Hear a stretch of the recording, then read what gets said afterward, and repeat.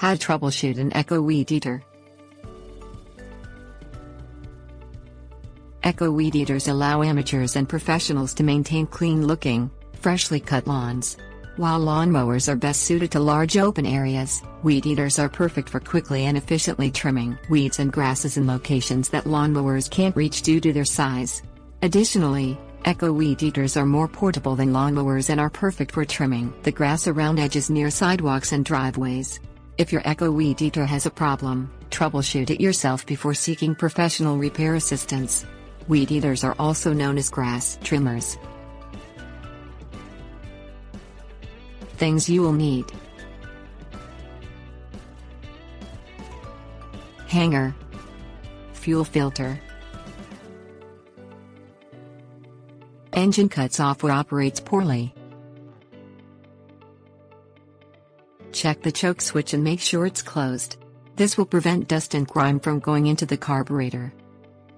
Unscrew the butterfly clasp that holds the plastic air filter cover in place. Simply turn the clasp to the left until it comes completely off the weedeater. No tools are necessary for this. Pull off the plastic cover to expose the air filter and remove the filter. Run water from the sink over the filter until all of the dust particles are removed. Let the filter dry in the sun for 12 hours. Replace the dry air filter by sliding it back into place on the weedeater.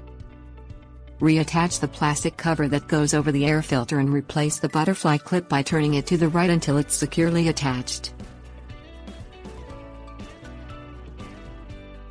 Fuel filter blocked. Unscrew the fuel cap attached to the fuel tank. Turn it to the left until it's completely removed from the tank. Bend a hanger into the shape of a hook that's small enough to fit into the fuel tank. Stick the hook into the tank and pull out the fuel line. Unscrew the two ends of the fuel line that run into the filter and remove the filter. No tools are necessary for this.